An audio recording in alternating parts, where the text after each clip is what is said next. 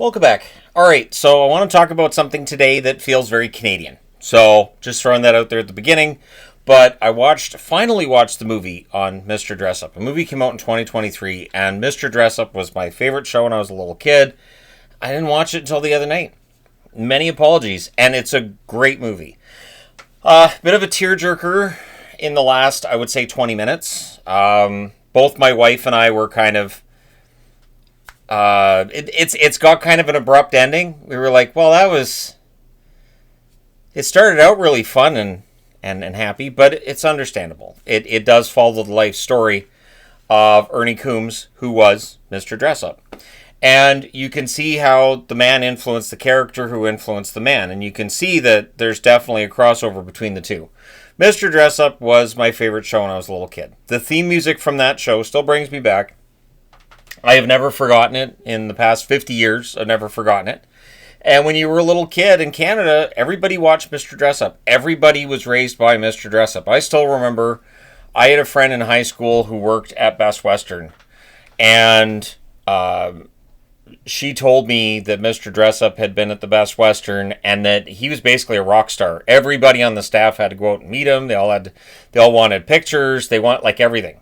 And I think it's interesting watching the documentary and understanding that he may not have understood just how important he was until he started going out and touring and until he started meeting fans and people went crazy. Like, for instance, I knew Casey and Finnegan weren't on the show anymore, which were the two puppets he talked to in the backyard. I didn't realize that was because the puppeteer had left and CBC had been told no, they weren't getting the puppets. I think it's funny, though. I think it's funny that a network would be like, well, we're keeping the puppets.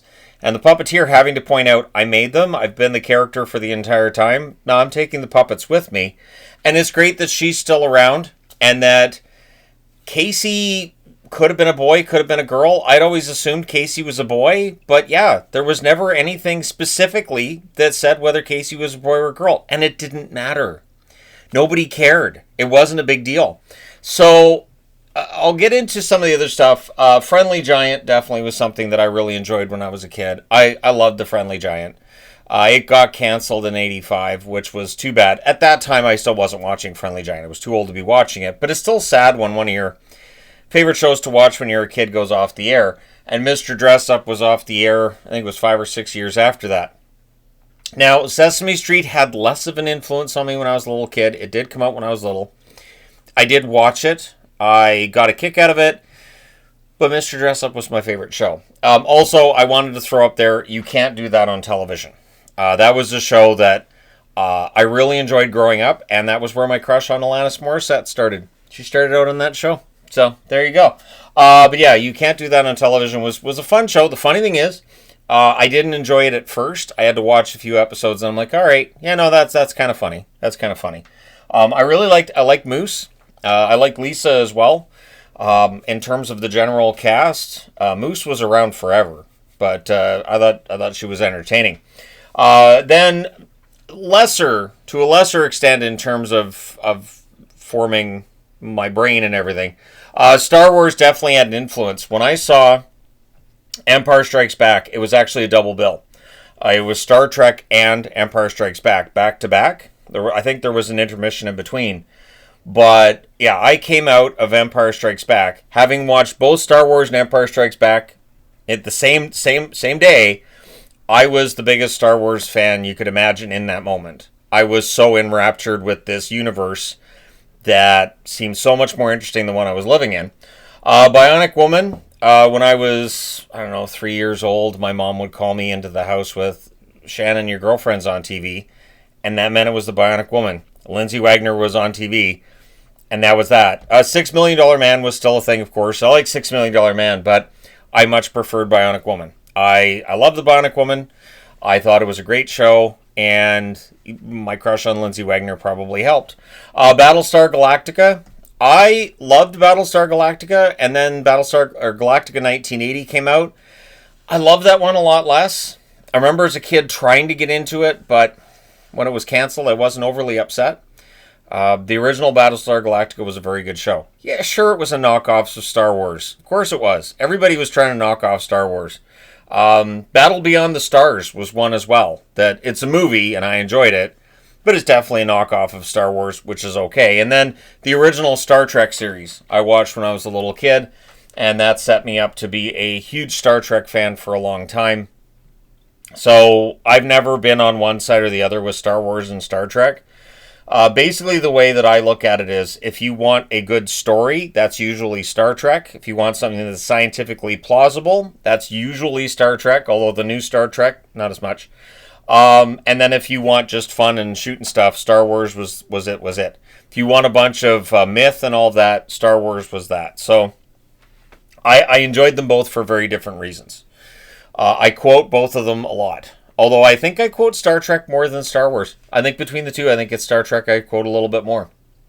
And it's usually McCoy, usually Bones, that I'm quoting, because I always felt like I identified more with Bones than with the other characters on the show. Weird, huh? But anyways, going back to Mr. Dressup, because that's the reason for this video.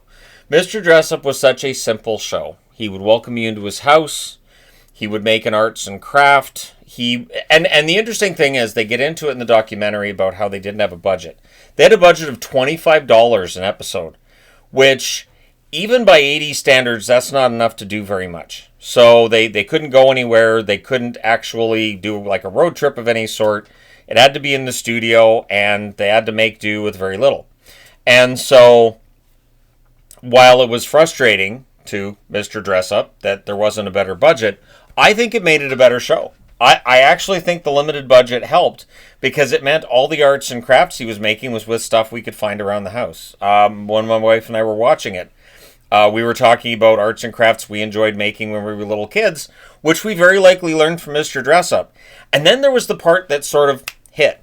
So he always had the tickle trunk, right? Well, when I was a little kid, I had a trunk. And I'm realizing now I wanted a trunk because I had watched Mr. Dressup. What did he have in the trunk? Everything. What did I have in my trunk? All the hockey. Everything hockey, sometimes my Hot Wheels, my toys, that kind of thing. So my trunk, you could open up at any given point in time, and yeah, it was very similar to his tickle trunk. And then with all the different outfits he wore, and he always had different outfits for his shows, like, watching this show, it clicked for me, and I went, oh my gosh, that's how much this show influenced me. That is how much of my identity was somehow formed by watching this show as a preschooler. And I realized that's a really fun idea. That's a really fun idea. So I think, while I probably would have been a collector anyways, I think I was greatly influenced by what I saw Mr. Dressup. He was also very cool and calm. He would get upset at times, but he was very controlled. And so I think, on some level, I haven't based my presentation on YouTube on him, but when I was watching him, I was like when I'm watching this movie, I kept thinking, there's similarity in how he was and how I try to be in my YouTube videos. You knew with Mr. Dressup, he wasn't making up a character. He wasn't being somebody completely different from who he really was. And I think it's great that they showed that in the documentary, that when he was out being, talked to, and he was at Q&A with adult fans who grew up watching him, that he was still a really nice guy. There was no swearing. There was nothing suggestive in anything. He was very, very much a G-rated celebrity, and he was just himself. He was genuine. So in how I present my material on YouTube, I try to make sure that I'm reasonable. I try to make sure that I am as evenly tempered as possible, and I try to make sure, obviously, the swearing's out, in part because that definitely helps with monetization on YouTube, but it just felt like it worked for my content better. And I've always thought it's great. Like, when the first time that I heard like families watch my videos together, that was really touching, and I was like, okay, if Grandpa's watching with the grandkid and they're sitting down to watch a THG video, I want to make sure that I'm not going to say anything in that video that Grandpa embarrassingly has to explain to the grandkid. I want to make sure that I'm not going over that line. So that is part of it for me, but maybe I was influenced more by Mr. Dressup than I thought. And it's a shame I never got to meet him. I was so jealous when I heard he was at the Best Western in Chilliwack. If I'd heard that now, I would have asked Yvonne. I would have said, can we go out to Chilliwack? He's out there. I want a chance to meet him. And I think she would have been just as excited to meet him as I would have been. He was pretty strongly beloved. And the interesting thing is, and I did not know this until I watched this, I didn't know he was American. I had no idea. And I did not know, because I was a little kid when I watched him, I didn't know about the ties between him and Mr. Rogers. I didn't know that him and Fred Rogers were best friends. Makes total sense. They were both amazing people. And they had amazing cast members, and they had such a tight-knit group that supported them on TV. It makes total sense that they were best friends. As soon as I saw that, I was like, yep, cool. That's exactly how that should be. That these two were best friends. And both pretty universally loved as great people. I really think that the important takeaway from that, too, was the being nice part. That the show, Mr. Dressup, was just kind of about being nice to people. And making friends and doing arts and crafts, being productive. And it was a very simple show. Very, very simple. You didn't have to watch in a certain order. There wasn't like big overarching storylines or anything. And Casey was the kid on the show and would ask questions. And hearing in this documentary too that it was very often improv, okay, that explains part of the reason I liked it as much as I did too. So basically they would have an outline for what they were going to do, a timeline to do it in, and then they would just go out there and get it done. They didn't have a specific script, which is great. I don't work with a script either. I do everything in one take, like Mr. Dressup was done in one take. There are times where I mess something up and I go, yeah, I'll leave it in. There are times I mess something up and I go, well, I got to start over, but it's one take. And so it was moving to me watching this, realizing just how strong an impact Ernie Coombs had on my life.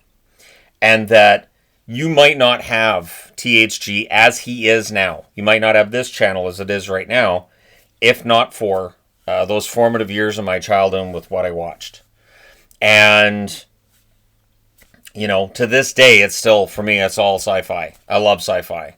Sci-fi and horror have been my favorites. And horror I started watching just because I was sort of challenging myself. I knew that I got scared easy, and I was like, I'm going to challenge myself and see if I can sit through this. And I sat through one horror movie. I was like, all right, let's go through another and another and another. And after a while, I really enjoyed horror movies. But it is interesting looking back, and I found myself far more emotional watching that Mr. Dressup documentary than I thought I would. And I knew it was going to hit me. I was like, this maybe that's part of the reason why I didn't watch it until now. But it was excellent. It was fantastic. So if you have a chance to find that on any streaming service that you have, I cannot recommend it enough. And if you're not familiar with Mr. Dressup, I would say look him up. I would say look up Ernie Coombs and what a good man he was. And there was definitely some tragedy in his life, and he dealt with it as like an absolute champ. Like just that was what really got me, was when he lost his wife and how that was described by people, that he was standing there holding flowers and they knew something was wrong. Just in that moment, my heart sank and I was like, oh my gosh, I didn't know. I had no idea. This was, of course, before social media, before internet and all that. And so I had no idea. It's not like I was watching the news a lot when I was a kid. And when I did, a lot of the time it was American news or just the local news. And maybe it just escaped me at that time. But, yeah, what a great man he was. And at the end, too, they asked, you know, the question of whether or not we'll ever see another. And the doubt on whether or not we'll ever see another. I don't think we can. I don't think there's any way to actually put together a show like Mr. Dressup that's built like that any executive would get behind. Network executives would never get behind that again. I think it would have to be on YouTube, on a service like that, and it would still be different. I don't think anybody will ever be able to recreate what he was. If I thought it was possible, I would say somebody needs to go for it. If I thought I had any of the talent he did, like his drawing talent was ridiculous. He was a fantastic artist. I'm not. I'm really not. So I would not be one to pick. But it is a show that I think the universe misses a little bit at times. I think just the message of people being nice to each other. I think that's something that spoke to a lot of us as kids, and I think that was good in the formative years. So it's a good message to have. But anyways, there you go. Let me know your thoughts in the comments section below, as always. Hit like and subscribe in the event you may not have done so already. Thank you guys so much for watching, for all your support. And as one final thank you to the universe, to wherever Ernie Coombs might be, if he could hear me, great thank you to him for, really being a big part of the formative years of a lot of Canadians. Lot of Canadians. Eventually, he did become a Canadian citizen, and he was given all kinds of awards and adulation and everything that you can imagine during the rest of his lifetime, because he was beloved. He was pretty universally beloved. So you don't really see that anymore either. So he did something that a lot of people can't do. But thank you guys so much for all your support as always. I will talk to you again soon.